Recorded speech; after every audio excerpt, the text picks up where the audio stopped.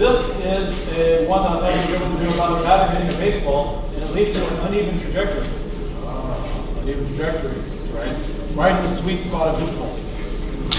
But instead, let's do the one I was thinking of doing, which I stole from a book here.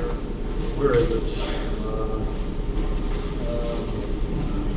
Okay, I'll just take the book. Here, this is how we used to look. So there's a book here. Let's see. Let's look at this one.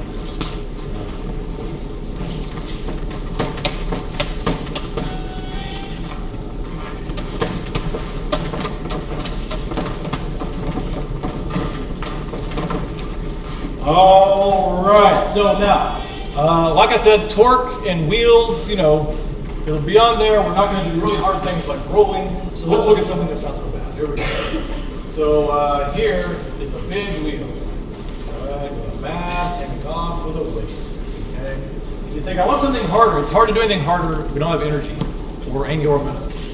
Okay, there's a limit to how hard they can get. If we eliminate rolling wheels and energy calculations, yeah, you know. So you look at this and you say mass m, and I think the question was, oh my God, of course. I forgot the question. Okay, so let's see. This the disk is big M equals the hell is written down. Oh wait, no, I typed it. There it is. Yes, 20 centimeter wheel. That was R equals 20 centimeter wheel. Mass 2.5, held vertical on a frictionless bearing. Ropes are wrapped around the wheel, and 1.2 kilogram mass. So this is big M. This is little m. Right? And there's big R. We have values for all those. You might wonder what the tension is. We could write that on here. So first, what's the wheel's angular acceleration? Right? That's the hard number to deal with. How do we figure out the angular acceleration? Well, let's see.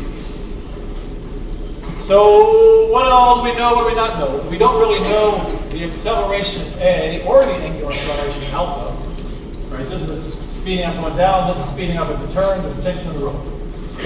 But we know these two are related. We don't really think of this as an unknown. We know that alpha is related to R by A equals alpha R, and if you forget, it's on the equation sheet. And if you lose your equation sheet, just look at the units. This makes meters per second squared. Meters per second squared. But we still need two more equations because we don't know T and we don't know these two. So the two things you do is you apply Newton's laws to the two objects that we're dealing with, right? So this one, in the y direction, so the forces, tension up minus mg down equals mass times acceleration. It's going to accelerate down, but we're going to leave it. Positive and let it tell us it's accelerating down. We're going to put the negative in later to avoid a little algebraic problem. So there's that thing. And then what about the wheel?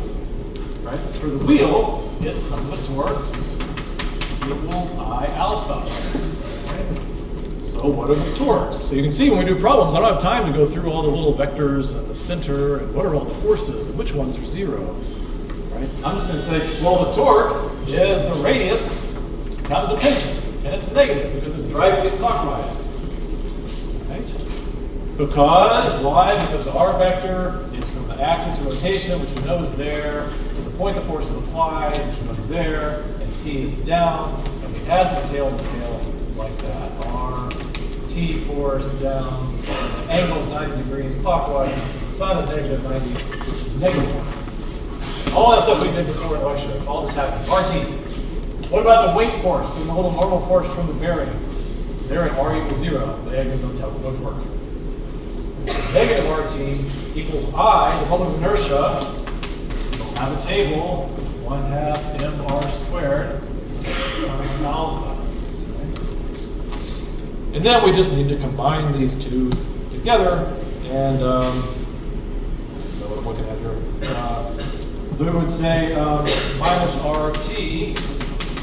Do the algebra however you like, r squared. And you can just say alpha is a over r. And it's good to write it this way because it makes all the r's go away. Right? Try to do it in a way that you say, oh, r squared r r.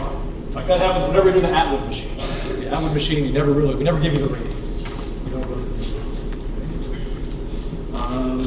so then you'd say, okay, then you know that, well, we're left with T equals minus 1/2 m/a.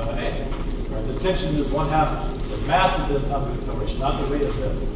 That's the big number, 1a, and that must be over here. So we say T equals little mg plus little ma. So minus 1/2 big mg equals little m g plus a. Comes over there. And then you solve for a, and then this is how it tells you. Oh, you don't have to combine those, I'm sorry, because you're solving for a. Let's just say it's mg plus ma. There you go. And then you bring the mg over here. And you divide. And then in the end, you get that a is minus g times 2 little m. Because there's a half there, so that's times little m over m plus 1/2 big M. So that's a case where I just put in the value A, it's like a component A, and let it tell me that it's going to be. If you put the magnitude and put that negative in, it tends to trick you up on that problem. So you get negative 4.8 meters per second squared. You plug in the numbers and you check, this had better be less than gravity. I would hope it's less than gravity. Negative 4.8 meters per second squared. It is less than gravity. What else did we have? So then you got, it didn't ask for A, it asked for alpha. So what is alpha? Alpha is A over 4.8 meters per second squared over, I'm not answering those, by the way, I'm sorry. I think it's clear by now, but I can't answer those. Over 0.2 meters. So you just divide, I didn't do the numbers, leave that alpha. I ran out of numbers. 4.8 over 4.8, let's call it 8. If I can do that in my head, would be 2.4 times 24 degrees. Something like that. Okay, something's wrong. Everybody's mumbling and pointing us. Let's see. So the problem is I'm not doing it on reading. Okay, so let's see. Where do we screw this up? T minus mg. This is big M over here. Is it on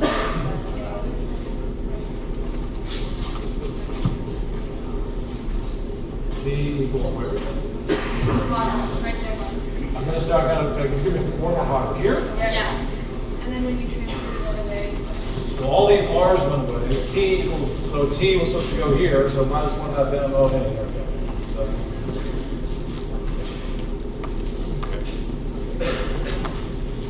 let's think about how, once we have that alpha, how we would get the wheel's angular velocity after 8 seconds. So the point of this one was to really think about the kinematics. Let me pull this up. Let's say we have alpha.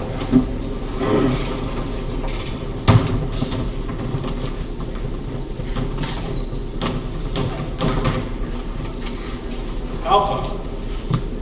So we have alpha.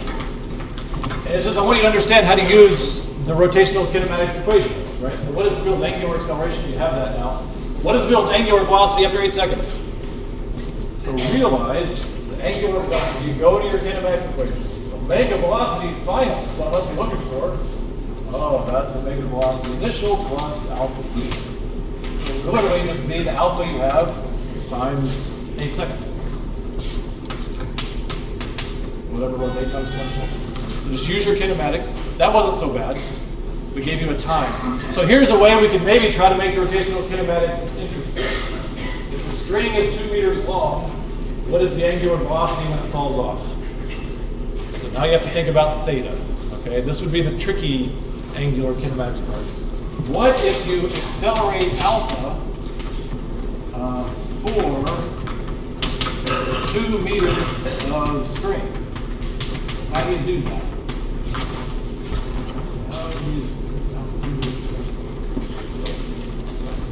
So what that's telling you is if you pull off 2 meters, you need to know how much angle that is. You need the amount of angle. So how do we get that? Oh, R. Remember one I said the neglected equation, S equals theta r. The arc length is 2 meters. Arc length doesn't just have to be a little corner of a triangle. Arc length can be 5 trips around the circle. It's not limited to some little drawing. So S is 2 meters. Theta is what you're looking for. And R is 0.2 meters. R is 20 centimeters. So that's the case where theta is 10. What does that mean? That means radians. 10 radians. So in your head you can think, how far around is that? That's like, let's see, 2 times around. It's a little bit less than 1 time around. But it doesn't matter because you're just going to use that number. Right? That means you angularly accelerated for a theta of 10 radians. What does that mean? What equation would you go to then? Do an angular kinematics, rotational kinematics, have an acceleration for kind of like a distance. I would go to omega final squared equals omega initial squared plus 2 alpha. So write D, write delta theta. How much theta you went through. That's all you do. How fast does it go? Omega final squared equals 0 and starting from rest. Plus 2, whatever alpha was, I think it was 24, times 10. So I think the thing we didn't cover much in lecture is how to use these equations, which you can see it's exactly the same as 1D kinematics.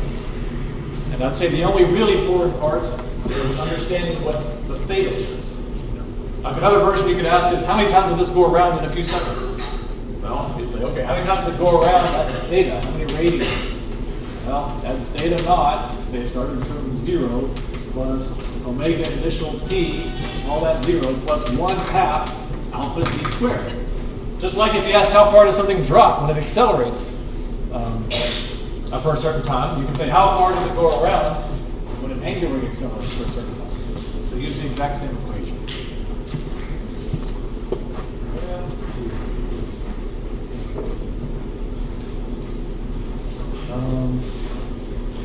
I thought it said that it said 0.2, 20 centimeter real. I solved it as radius, I guess. It could have been diameter. It was just a book example. It's mostly the ideas I'm trying to give you here. Okay.